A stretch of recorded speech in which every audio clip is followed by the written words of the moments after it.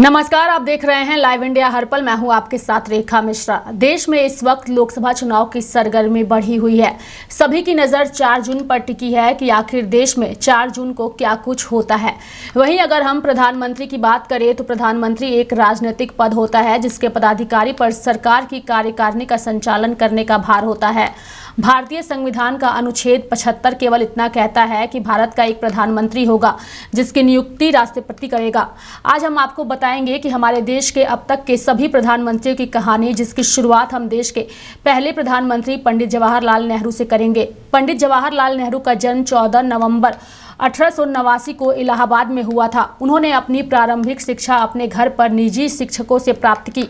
15 साल की उम्र में वे इंग्लैंड चले गए और हेरो में 2 साल रहने के बाद उन्होंने कैम्ब्रिज विश्वविद्यालय में प्रवेश लिया, जहां से उन्होंने प्राकृतिक विज्ञान में स्नातक की डिग्री प्राप्त की।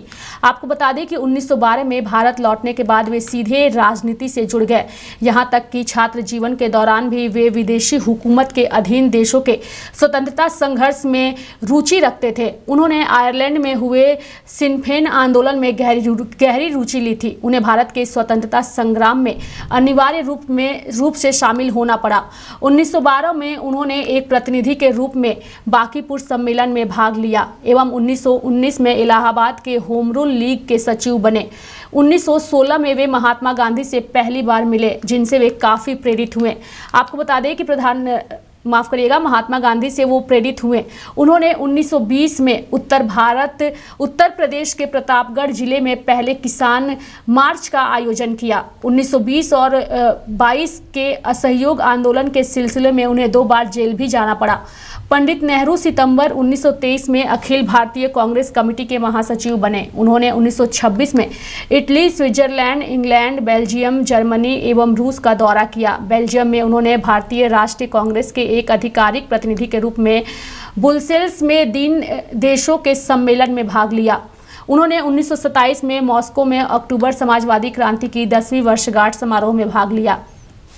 इससे पहले 1926 में मद्रास कांग्रेस में कांग्रेस को आज़ादी के लक्ष्य के लिए प्रतिबद्ध करने में नेहरू की एक महत्वपूर्ण भूमिका थी।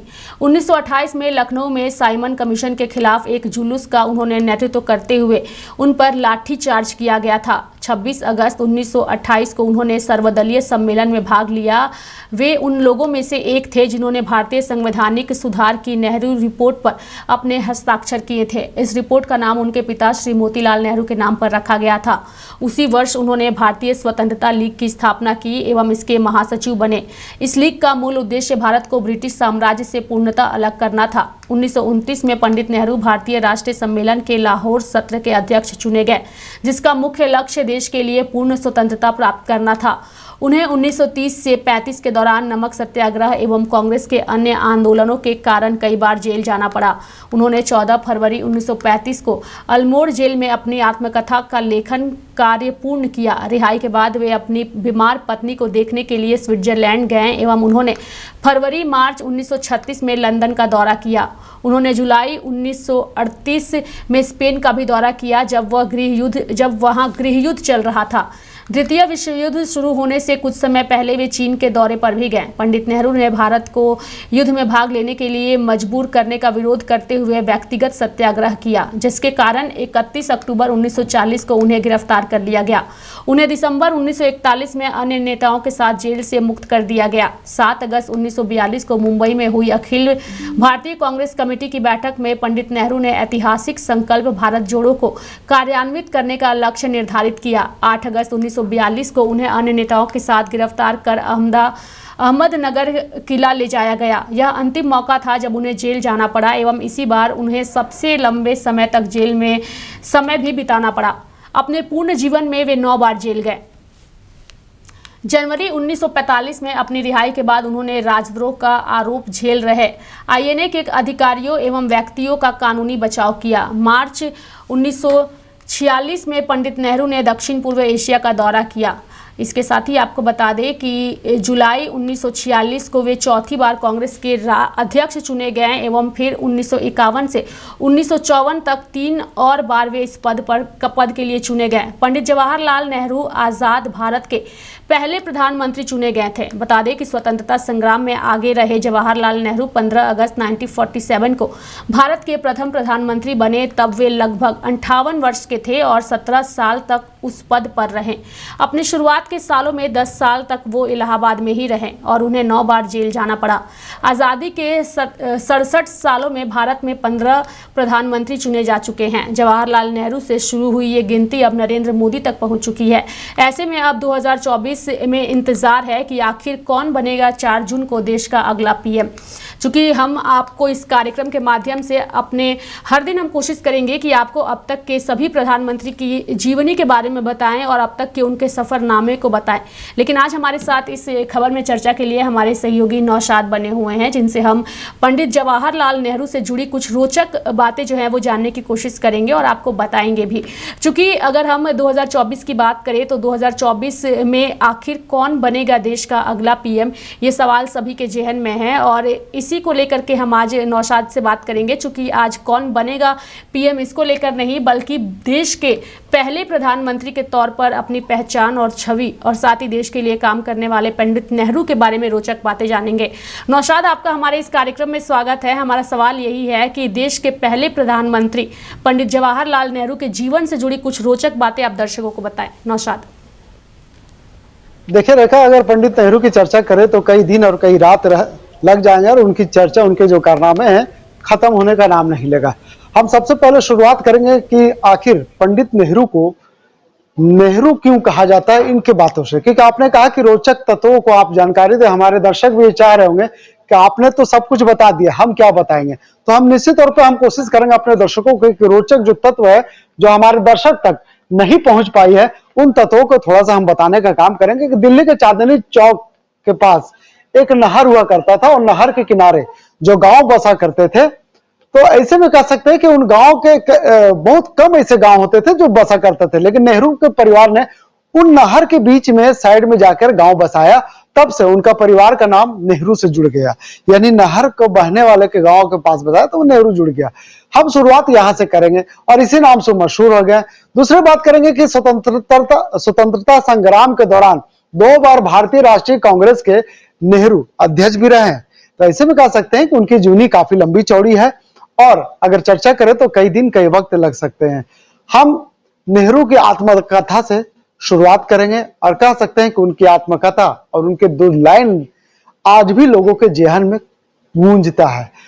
उन्होंने एक शब्द कहा था जब अंग्रेजों से लड़ाई लड़ रहे थे, जब कई स्वतंत्रता संग्राम उन्होंने शामिल हुए थे, कई आंदोलन में शामिल हुए थे, तो उनका एक शब्द हुआ करता था जो अक्सर उस जनता के बीच में कहा करते थे। उन्होंने कहा कि हमारे साहसिक कारनामों का कोई अंत नहीं है, हमारे साहसिक कारनामों का कोई अंत नहीं है, बशर्ते हम उन्हें खुली नजरों से देखा करें।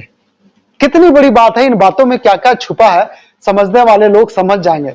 अब हम कहते हैं कि उनकी आत्मकथा में क्या है, उन्होंने अपने आत्मकथा में क्या कहा।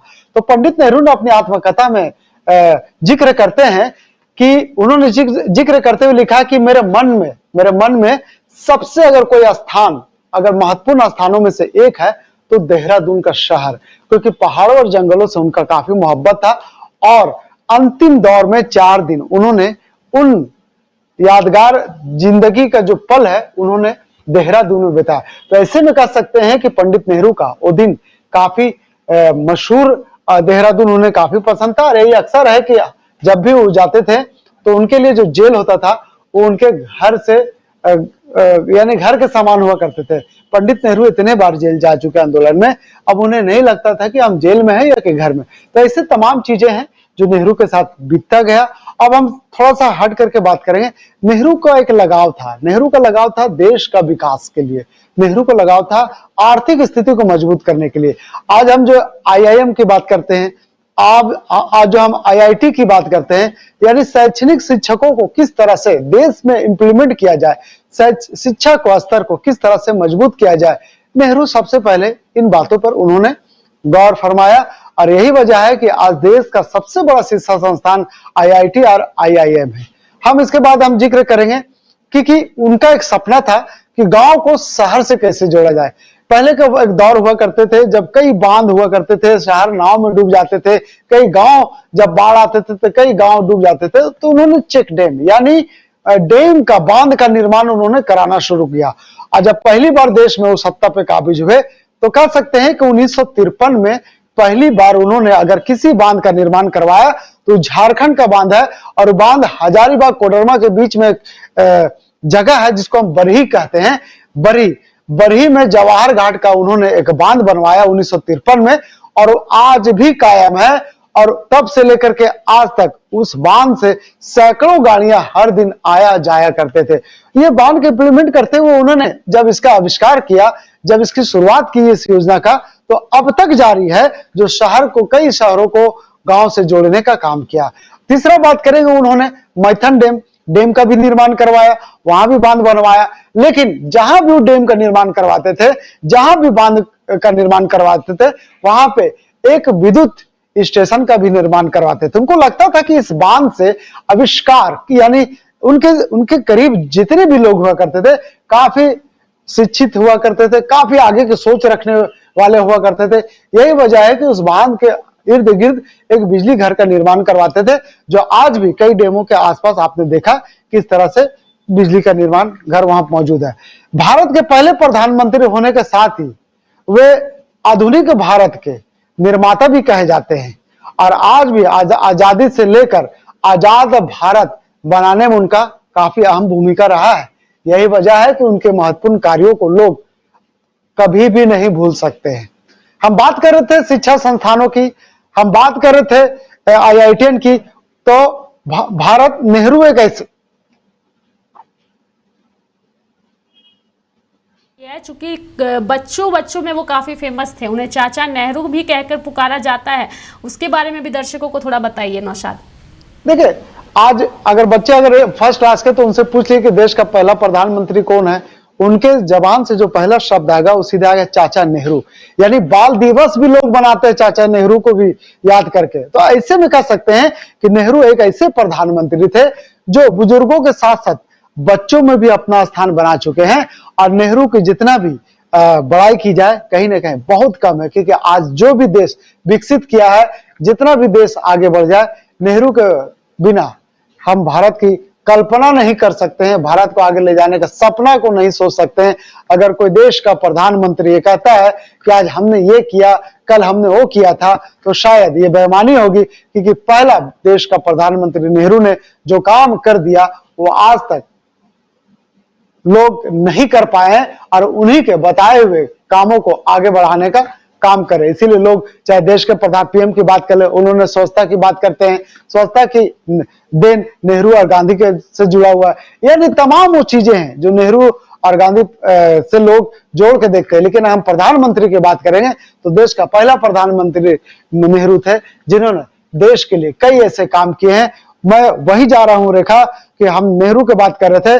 नेहरू शिक्षा, सामाजिक सुधार, आर्थिक क्षेत्र में और राष्ट्रीय सुरक्षा, इसके साथ साथ औद्योगिकरण के साथ उल्लेखनीय कार्य उन्होंने किया है। यानी कह सकते हैं कि राष्ट्रीय सुरक्षा के क्षेत्र में, औद्योगिक शिक्षा के क्षेत्र में, सामाजिक के क्षेत्र में, आर्थिक के क्षेत्र में कई ऐसे काम किए हैं जो शायद नेहरू को महान बनाता है, लोग उसे महान बनाते हैं। शिक्षा के क्षेत्र में हमने कह दिया कि आईआईटीएन, आईआईएम की बात करें तो नेहरू के बिना यह कल्पना नहीं की जा सकती। कई विश्वविद्यालयों को उन्होंने स्थापना की है। उन्होंने अपने काल में एक योजना आज भी चल रहा है रेखा, 5 वर्षीय योजना, जिसको लोग कहते हैं पंचवर्षीय योजना। योजना इतना कारगर है कि आज भी देश का चाहे प्रधानमंत्री हो या किसी राज्य के मुख्यमंत्री हो, ये 5 वर्षीय योजना आज भी झारखंड ही नहीं, बंगाल ही नहीं, बिहार ही नहीं, उड़ीसा नहीं, केरल नहीं, कर्नाटक नहीं, पूरे भारत की हम बात कर ले, ये 5 वर्षीय योजना आज भी पूरे भारत में चल रहा है। तो नेहरू जो काम कर गए, नेहरू जिन योजनाओं पर उन्होंने अमली जमा पहनाने का काम किया है, उन योजनाओं को आज तक चाहे देश का कोई भी प्रधानमंत्री हो, चाहे हम अटल बिहारी की बात कर ले या बीपी नरसिम्हा राव की बात कर ले या देवगौड़ा की बात कर ले या तमाम ऐसे नेता हैं, आज तक उनके बताए हुए, उनके किए हुए कार्यों को आगे बढ़ाने के काम कर रहा है। और ये योजना स्वतंत्र भारत में कह सकते हैं कि भारत का पहला बहुउद्देशीय योजना है।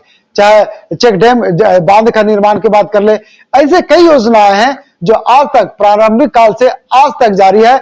और इन योजनाओं को शामिल करके योजनाओं में देश आज भी विकास कर रहा, तरक्की की ओर जा रहा है। तो नेहरू के कई ऐसी गाथाएं हैं जो अगर हम याद करने लगेंगे तो शायद कम हो जाएगा।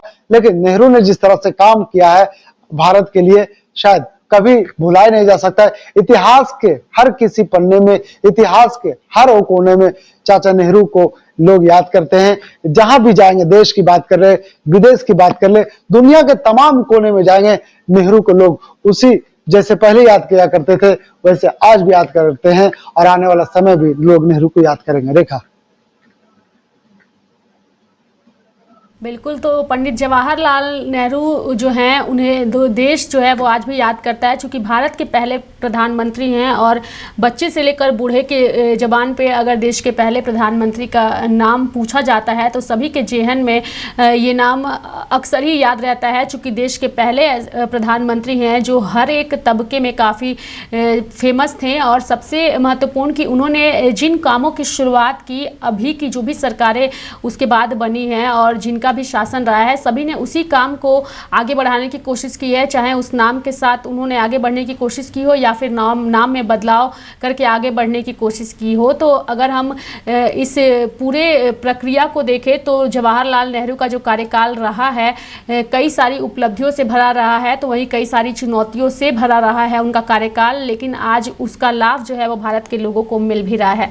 नौशाद, धन्यवाद हमारे साथ जुड़ने के लिए और तमाम जानकारियाँ देने के लिए। तो आज़ादी के 67 सालों में भारत में जो है वो 15 प्रधानमंत्री चुने जा चुके हैं। जवाहरलाल नेहरू से शुरू हुई ये गिनती अब प्रधानमंत्री नरेंद्र मोदी तक पहुंच चुकी है। ऐसे में अब इंतज़ार है 2024 की उस 4 जून को देश को कि आखिर देश का अगला पीएम कौन होगा। लेकिन हमारी कोशिश यही होगी कि हर दिन हम आपको भारत के तमाम प्रधानमंत्रियों के जीवन से रूबरू कराएं और उनके किए हुए कामों को आप तक पहुंचाएं, ताकि आपको भी पता चले कि हमारे देश में अब तक कौन कौन से प्रधानमंत्री आ चुके हैं और किन्होंने, किस प्रधानमंत्री ने क्या कुछ देश के लिए किया है। तो मेरे साथ इस खास कार्यक्रम में फिलहाल इतना ही। तब तक के लिए आप देखते रहिए लाइव इंडिया हर पल। नमस्कार।